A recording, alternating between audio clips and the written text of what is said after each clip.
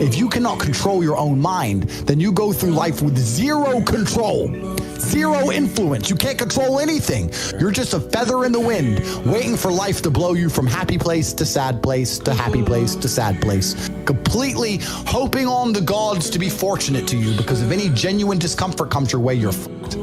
There is a large contingent of the population. There's a large contingent of men out there who don't want to wear makeup, who don't want to be girls, who don't want to be told they're toxic because they want to go to the gym, who want to drive nice cars, who want to have money, who want to have hot chicks. And there's nothing wrong with us. We are not evil. We are not bad. We're not misogynistic. We're not out to hurt anybody. Let me tell you one more thing.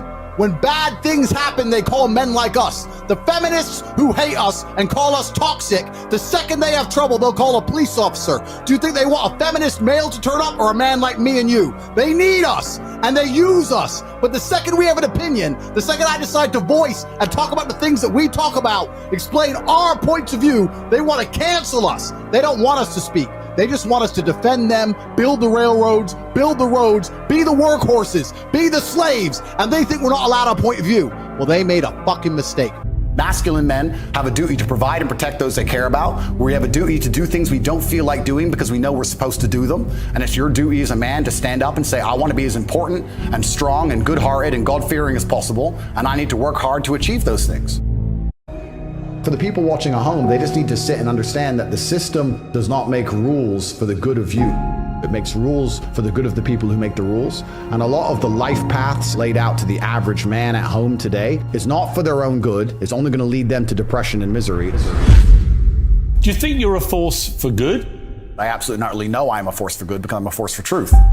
And truth is a good thing. Without truth, we're going to end up in absolute tyranny and slavery, and we're already on our way there.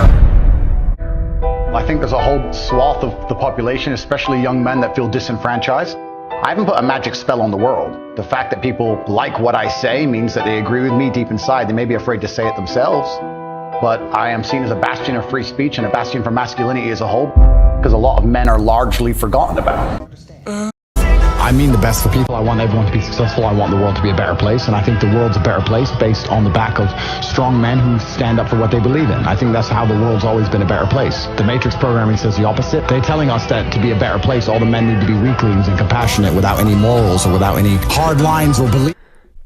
And they must talk in a very, very soft way, and we need to be very, very compassionate and very, very tolerant and all these things. But if you look at history, the only times things were peaceful and nice is when strong men stood up with their swords and said, no, this is mine and this works this way and no one's going to come fuck with it. I think that masculinity and strength is what makes things beautiful, is what preserves things, and it's what we need more of. This is what's missing from the world. Agreed. Masculine men have a duty to provide and protect those they care about. We have a duty to do things we don't feel like doing because we know we're supposed to do them. And it's your duty as a man to stand up and say, I want to be as important and strong and good-hearted and God-fearing as possible, and I need to work hard to achieve those things. If you cannot control your own mind, then you are just a feather in the wind of life. Because your own mind is the only thing you can control. You can't control the weather. Right. You can't control other people. You can't even control whether your heart stops beating. You might have a heart attack tomorrow. You can't control anything besides what you think. There's no such thing as too much masculinity if it's genuinely masculine. Genuine masculinity is not out here to hurt people. It's absolutely the opposite. It's out here to protect. And when bad things happen, they call traditionally masculine men. If you need a firefighter, you need a masculine man. When you call the police because of the problem you have, you want masculine men. And as soon as a woman or a man is in trouble, when you look for backup, you look for masculine men. And masculine men have a duty to provide and protect those they care about. We have a duty to do things we don't feel like doing because we know we're supposed to do them. And that's why we stayed in the Titanic and died. And the dangerous thing about overly emotional men is that they're dangerous. They're genuinely dangerous. This is what's crazy. Yeah. All these people who talk about toxic masculinity and how bad it is for men to be traditionally masculine. A traditionally masculine man does things he doesn't feel like doing because it is his duty to do them. He charges into the building because it is his duty. Not because he feels like it, because it is his duty. We're now teaching the new generation of men that they don't have duty and they can just act on their feelings and act how they feel, and they don't have to act as a man should. Do you know what happens when you get men who just act how they feel? You get school shooters, you get violence, you get rapists. Men who do not control their emotions are dangerous. If you find a man who is stoic, he's not gonna hurt people. He's gonna sit and think about his actions very carefully, and he's gonna be a good man who protects and provides for his family. You find a man who just acts out on impulse and does whatever he feels like, you're gonna find a dangerous man. Sitting here telling men to cry more and act with their feelings and it's okay to feel this way, that way, etc., and have no self-control. That is why we have the problems we have in the world. absolutely and utterly wrong. So when they talk about toxic masculinity, they have it completely inversed on its head, completely and utterly wrong. We need to be teaching stoicism. We need to be teaching young men to understand that the world is very, very difficult. It's hard to be a man. You're going to feel bad sometimes. You just suck it up and perform anyway. Not to sit there, you cry your eyes out or blame other people. We live in a comfortable world now where people think, oh, it doesn't matter, it doesn't matter. But you know what? To some degree, it does matter. It does matter, and I'm going to tell you who it matters to. It matters to your soul, and it matters to God. I stand in the mirror with a pure heart. I know I am the best version of me that could possibly ever exist. I know that God is proud of me. There's nothing that God hates more than sloth and laziness. If God were to create a man and that man were to sit around and do fuck all, God will frown upon you. It's why you're never lucky. If you're listening to this and you think I'm never lucky, I'll tell you why, because God dislikes you because you're fucking lazy.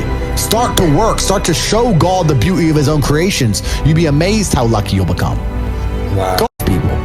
And inside their hearts, they're unhappy. We talk about depression, anxiety. That comes from self-loathing. You loathe your own weakness. You loathe your own laziness. This is what all of these things are. I don't feel depression. How can I feel depression when I'm the most powerful version of me that I could ever fucking be?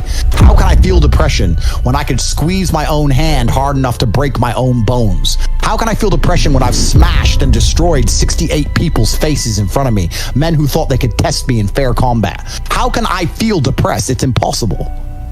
Do you understand? They're getting distracted by this, distracted by that, watching fucking Netflix, jerking off to Pornhub like fucking jackasses. It's so easy to win if you can control your own mind. But it seems that nobody fucking can. And that's how the people who run the world keep the world running. Because they have all the slaves exactly where they need them to be. Permanently distracted and semi-depressed. Working their asses off in jobs which will never satisfy them and never pay enough money. That's the Matrix. Hey, Andrew, how do I get like a six-pack quick? What's the fastest way to get a six-pack? Why does it have to be quick? Why does it have to be easy? Why do you think life is all quick and easy? Why can't it be hard and difficult? Why can't you suffer? Because suffering is what gives it value. If everyone had a six-pack and it was quick and easy, then it wouldn't be valuable, would it? If everyone walked around with a six-pack and they got it easily, then no one would give a shit. The whole point is that it's difficult to get. Value is linked to difficulty. If you want something that is valuable, you need something which is difficult to obtain. The fact that you just said you wanted it quick and easily shows that your whole mental model is fucked. You shouldn't be thinking about quick and easy. You should be thinking about hard, suffering, pain, going through it. That's what you should be thinking about. This is going to be hard, but I'm going to do it anyway. Because when it is done, then everyone's going to know that I went through something difficult. Why do you want it to be quick and easy? You're Don't right. you understand how it defeats your mind is? It defeats. Your mind is broken. Your mind is broken. I say that life as a man is exceptionally difficult. I say the most beautiful and the most terrifying thing about being a man is you're born without value. Society doesn't care about you. You're only going to be cared about based on how useful you are. You have the chance to build yourself up and become a superhero if you're prepared to do the hard work and be indefatigable enough to never quit. But if you're going to stand around and wait for a handout, nobody's going to ever respect you. I think that the world's never going to think you're important unless you make yourself important. I think you get to decide what character you want to be in this movie, which is your life. You can decide if you want to be a comedian or a musician or a fighter. You get to decide what you want to be. And if you work hard enough, you can become it. It's the denial that's going to hold you back the most. The people who go, yes, I'm wasting my potential. Those are the ones who have potential. The ones who stand up and go, I am wasting my potential. I could be anything and I am not that yet. They have a chance. This stream actually, like, I'm pretty sure changed like lives. I swear to God. Like, you changed lives just now. I hope so.